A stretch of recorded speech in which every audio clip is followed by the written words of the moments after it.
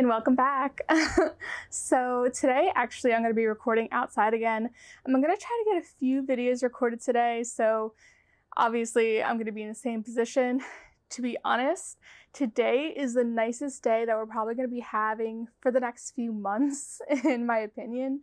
It's 70 degrees out, it has been like 90, and I'm really loving it outside right now, so I'm excited to record some content out here where it feels good, and inside of my house is a complete mess, so out here is better for me. But something I've been really wanting to talk about is beneficial insects, and specifically mites. I know a lot of people, just thinking about it, just get the heebie-jeebies when they think about them. And to be 100% honest, I was exactly the same way. I couldn't even fathom the idea of beneficial insects in my home. I already knew I had some based on just like what my plants had in their pots, what I would see in there. Nothing I had introduced, but stuff that was just kind of already present. And when you have houseplants, you can just pretty much expect to have stuff in your soil. Like, it's very natural. Really, it's fantastic for your plant, so I wouldn't even just try to get rid of it. A lot of people do assume that it's pest related, but if you don't see anything wrong with your plant, then likely it's a beneficial insect. Also, I will tell you, beneficial insects move so fast. That's kind of like one of the key identifiers. When you think of pests, they're going to stay in one spot and just suck the life out of your plant. So they're very slow moving, because why would they move far away from the buffet? You know what I mean? So when it comes to beneficials, they're looking for their meal, you know, like that steak dinner is on the other side of the table. So they're getting to it. This isn't a whole course they're looking at. This is like one little meal. For them, it's really beneficial for them to move really quickly. And the reason why I only stick with mites right now is because they are so tiny. They're basically like specks of dust and you never notice them. While there's other beneficial insects that can fly, nothing is flying in my house. I'm sorry. It took me a while to even get up to mites. So I don't think anytime soon I'm going to be okay with the flying ones. Mostly because I don't think it's necessary, and I don't really want them in my house. And it's so funny because before it was always out of sight, out of mind. And that was what brought peace to me with beneficials. But then it kind of evolved to, I really want to see them. Like, you feel like over time, you feel really good when you see them on your plant, because you know they're still alive and that they're still working. And when you don't see them, it's really discouraging. And it's kind of like, well, like, is anything going on here? Are they dead? Like, I don't feel great about this. So it's kind of funny. Now I actually do want to see the mites. No, I don't want them big enough to be gigantic, but I don't know, like, but you actually have to look very close if you want to see them. But before we really head into the mites I've used, I'm going to answer some questions that I actually received about mites on Instagram. And the first one is, do you wake up and find them in your hair? I have never noticed any in my hair. Wow, these planes are crazy. But no, I've never ever noticed anything in my hair. They're so small, even if they were in my hair, I don't think I would know. If they are, I'm at a certain point where it's like, all right, friends, hang out, you know? Like, I don't really care at this point. When I first received my beneficials, I would actually have Chris help me put them out. The ones in the little pouches, I would hang up and put them out, and I would do them quickly and not really think about it. It would skeeve me out, but I would still do it. The ones in the bottles where they're crawling all over the bottle, I couldn't do in the beginning. Like, that was just the no kind of situation. So I had Chris do those. And basically all you do is that you can sprinkle them on your plant. But what I've always done is I've gotten little like hanging pouches. So I just sprinkle some in a hanging pouch and put that on a plant. And you just do that to, I typically do that to all of my larger plants. And then when it comes to my Hoyas, because they're so grouped together, I'll just put like a few with like surrounding them, and that seems to work just fine. But honestly, the more the better. So if you have like a great amount of hanging pouches and you do want to like do them by individual plants, feel free to do that. I just don't, because I'm lazy and I don't have the time for it. It's very like, I want to do it like quickly in and out. But pretty much what happened over time is, after a couple times of purchasing them, I got to a point where I was like really staring at them on my plants, like watching them do things. Like, I got to a point where I was like, okay, you're this is basically like you're their commander and this is your army, and they're destroying pests for you. They work for you. You know what I mean? Like, they're never gonna hurt you. They don't pay any mind to you, honestly. All they want is their food. You are not on the menu, trust me. They just want that food. And it's so satisfying to see them all over a leaf, but you're really not going to notice a lot of activity after like the first day. It kind of like dies down to them like spreading out and going into like crevices of plants. So it actually becomes really difficult to see them like after a while. For instance, the mite persimilis, which is actually the most effective spider mite killer out there. I was going to say spider mite killer out there. I know it is. They're both mites. It specifically wants those two-spotted spider mites that we all get eventually. They will crawl into their webs. They will murder their children. They will take their eggs. They will take their husbands and wives. They will destroy them. Absolutely annihilate them. But the problem is that they only eat two-spotted spider mites. So if there's no other food around, they basically starve to death and starve to death quickly. Their appetite is insane. They want as much food as possible and so quickly. So typically after you disperse them the first day, you don't see them anymore because they're pretty much dead, if not fleeing just to look for more. But typically when you first put them on the plant, you'll see them crawl all over it. They're actually the most satisfying mite I have ever seen because they will just devour the leaf, like looking all over, not literally devour, but just scour it completely just to find those pests on there. And it's so satisfying to watch them because it makes you feel really good about them like doing work that either you don't have time to do or that you missed, and it feels really awesome. And a big drawback actually is that because they die so quickly, they have to be replenished. So you're gonna wanna release them every 2 weeks, 3 to 4 times if you have a real spider mite problem, which can obviously get really pricey. And another drawback for me personally is that they require humidity to be above 60%. And this is something important to consider with your beneficials is they have different temperature and humidity requirements. Typically those that have a broad like kind of temperature range require you to increase the humidity as you increase the temperature. Now, if you have a spider mite problem and your humidity really isn't that high, I would suggest the Longaipes. And basically they're just their lower humidity cousins. They tolerate a range of about 40 to 60%. So if your household temperature is about 70 degrees, they're totally cool with about 40% humidity. That works fantastic for them. But the only major drawback I would say to these guys is that they're actually more expensive than the persimilis, which the persimilis aren't cheap to begin with, and they are always out of stock. I think because a lot of greenhouses that are really hot prefer to use these guys because they have a really broad temperature range. They can go up to 100 degrees Fahrenheit. And so I think that they're just really sought after. So they're just harder to obtain. I personally bought these once. They didn't seem as active, I would say, as the persimilis. I didn't feel as kind of like satisfied with them, but I also bought them from a different kind of beneficial grower. So it could have just been the difference there. Maybe like the batch I got just weren't like the healthiest batch. Or it could just be maybe that general species is not as active. I would love to buy them again from a different place and see generally just how they act. And while talking about prices, it's important to really kind of shop around when it comes to your insects.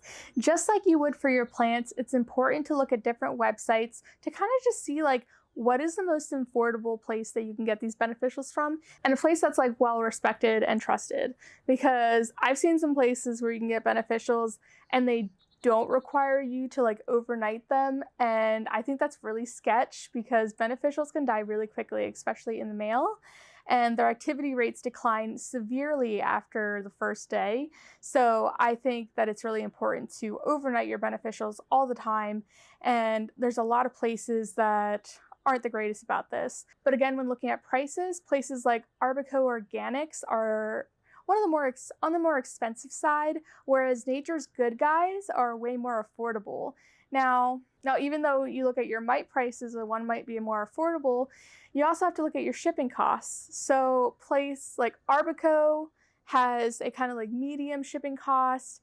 I think it's evergreen, has a really high shipping cost, but I have seen places with higher, like that want you to pay $100, which is insane. And Nature's Good Guys, for me, is actually $27.50 to overnight them. So I thought that was really affordable and really great. So Nature's Good Guys kind of wins overall. The only time I don't order through them is when something is out of stock and that I really want, particularly when it comes to the Mite Phalaensis. I don't know if I'm saying that right, but while the Persimmilus and the Longipipes are the most effective killer of spider mites when you have a real problem, the best kind of preventer you could get is the Phalaensis one. And this is the most effective preventer of a spider mite issue. And also the best thing about this mite is that it is pretty much a generalist mite predator where it will consume many species of mites. So if you're not even sure what kind of mite problem you have, these guys are the way to go. And if you don't have any mites left, they can actually eat pollen, which is fantastic. And the other fantastic thing is that they tolerate humidity between 40 and 90%, which is a huge and broad range, is perfect for my household. There isn't really a drawback of this mite. It is a voracious consumer of mites that has a population that can grow really quickly in comparison to its prey. So it can quickly overwhelm them, which is amazing. But it will leave the area in search of more prey, so that you may not have to kind of replenish them frequently. Eventually it will be necessary if you kind of want to upkeep their populations, because there probably will be a time where, like, in your home you may not have enough pests or pollen in order to sustain them. But this is a fantastic mite to have around and really good to just buy even if you don't have an issue in order to prevent any kind of future issues. Now, another question that I had is there an insect that eats everything? Mealybugs, thrips, scale, etc. So unfortunately, there is not. A lot of the times these mites will specialize. Mites have a steak dinner. You know, like Persimmilus have 2 spotted spider mites. Swirskia, I really prefer thrips. The Phalaensis, really, like, I prefer 2 spotted spider mites as well. But some will venture and eat other things, but not everything. So your Swirskia, for instance, will eat thrips, various mites, not all mites, and whiteflies. They won't eat any kind of mealybugs or scales or anything like that, but they're still a really great generalist predator because that is a broad range in itself, and they can survive in between 40 to 90% humidity, which is awesome. But these are best as a preventative and when numbers are low, and are best used with other specialists. And for these guys, I would say the release rate is probably about 3 to 5 weeks.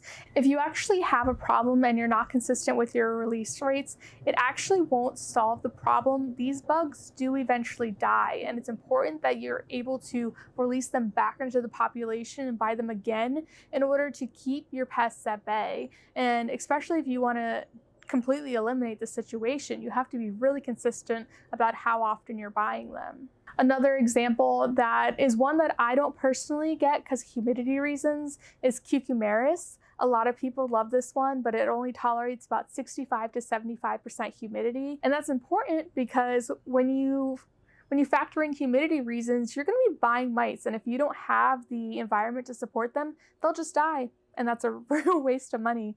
It's important that you really research the mites that you're getting, the conditions they require, and the release rates that they need if you have an issue that you're currently trying to tackle. But the Cucumaris will eat thrips, various types of mites, and aphids. And then when it comes to beneficials regarding like mealybugs and scale, you're really not going to find mites that really eat them unless they're root mites. So the root mite that I'm talking about, I believe it's called Hapoasis miles. And this one's also best as a preventative when numbers are low. They will eat things in the soil, which is amazing. But you also want to make sure that you don't water the soil like right before or a few hours after, because flooding them out is just going to end up killing them right away. You want to wait a little bit until they establish themselves. But these are a really fantastic preventative if you want something in the soil as opposed to the leaves. So they're going to eat things like thrip eggs, fungus gnat larvae, root mealybugs, root aphids, a few different kinds of mites, and a few other various pests. So they're really great, but they're actually best used with other pests because they can only eat so much and they only do so much below the soil surface. So you're still going to want something on the leaves in order to actually eliminate your problem. And these guys are actually super, super affordable. I think for like around 30 bucks, you can get like 25,000 of these. They're insane. You'll never see them. You'll never see them at all. I have never seen them. I don't know where they go, because obviously that's so many, but I have never noticed them. It's actually a really big disappointment. I don't know. Yeah, I don't know. All right, let me see if I have any other questions that I didn't already answer. I know I've been like talking on, I got ahead of myself. So someone said, how often do you get them? And this just varies by the species. It's just something you'll have to look at and look into. Like Persimilis every 2 weeks. You have Swirsky every 3 to 5 weeks. It really just depends. Oh yeah, what happens to the insects once their job is done? So they just die. They either die or they run off to somewhere looking for more pests and then die. They don't live that long. I think usually it's around like 15 to 20 days. Maybe some can live up to 30, I'm not sure. But it's not a long like period.